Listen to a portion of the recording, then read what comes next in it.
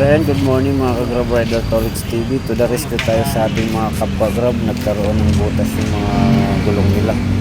So yung kay Paps, nagawa natin ang paraan kasi mayroon tayong pangpasak sa gulong. Yung isa naman natin na tropa is hindi na kaya. Kaya ang ginawa natin dyan is naghiram na tayo ng tao sa vulcanizing shop para sila yung gumawa na niya. So ayun mga ka-Grab Rider Tolits TV, tinawagan tayo ng tropa sa Messenger dahil nagkaroon ng problema yung motor niya. Na-flat daw yung gulong. So tinawagan tayo dahil alam niya na meron tayong pang hangin or pang pasak sa butas ng gulong. Kaya agad tayo yung tinawagan. So tayo naman dahil nakatanggap tayo ng emergency sa ating mga tropa, agad tayo pumunta sa location kung saan nagkaroon siya ng problema. To the rescue muna tayo sa ating kapwa Grab ngayon.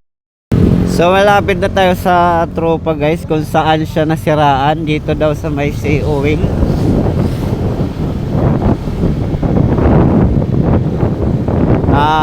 Flat daw yung gulong niya.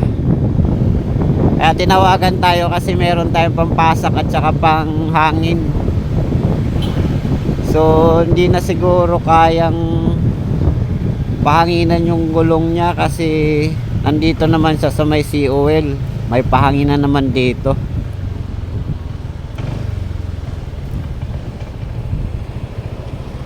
So ayun. So andito nga. Dito yung motor.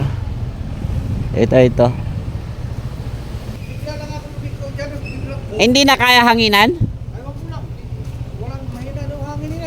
Okay. So try natin.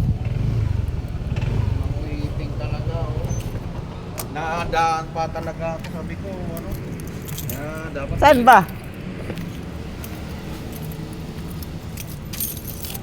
Kaya pa kaya to?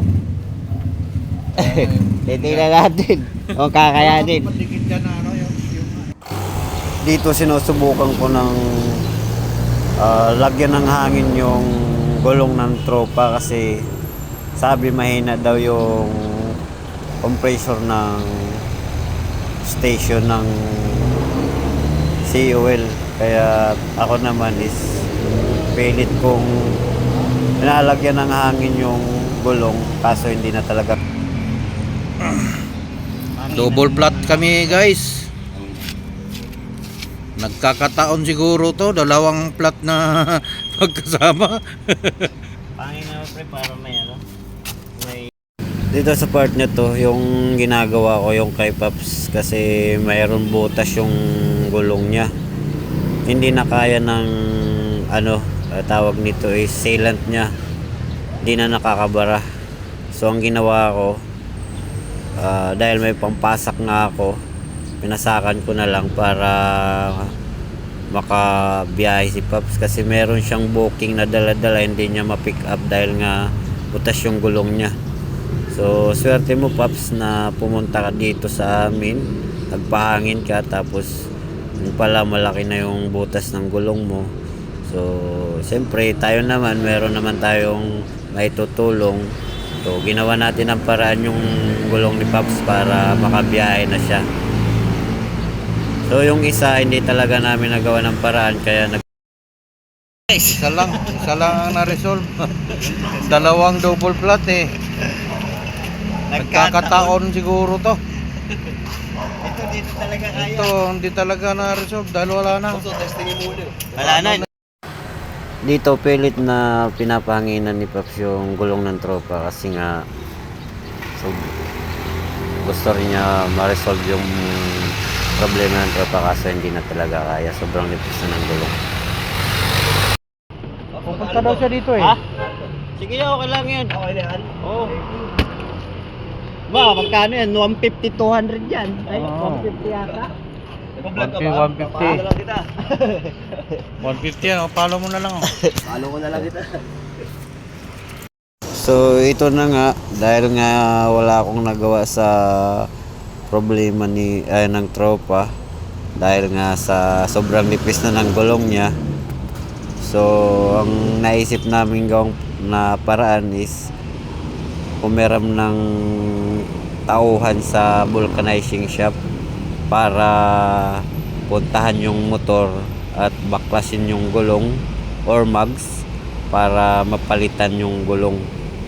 Dahil nga wala naman kaming magamit pambaklas sa mags. So nagpunta kami sa vulcanizing shop para hiramin yung tauhan ng vulcanizing shop at pumayag naman. So ito na nga, ginagawa na ng paraan yung gulong. Tinanggal na yung mags para palitan yung gulong ng tropa. Kaya naisip namin hiramin yung tauhan ng vulcanizing shop kasi ang layo pa ng vulcanizing shop mula sa pinangyarihan na nawala ng hangin yung gulong ng tropa.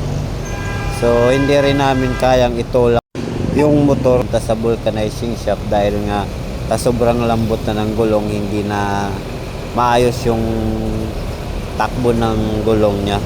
So wala kaming nagawang paraan kundi mag-isip or na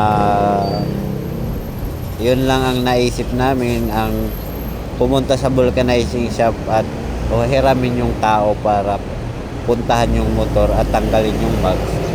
Then pagkatanggal ng mags, papalitan ng gulong. So yun ang naging paraan.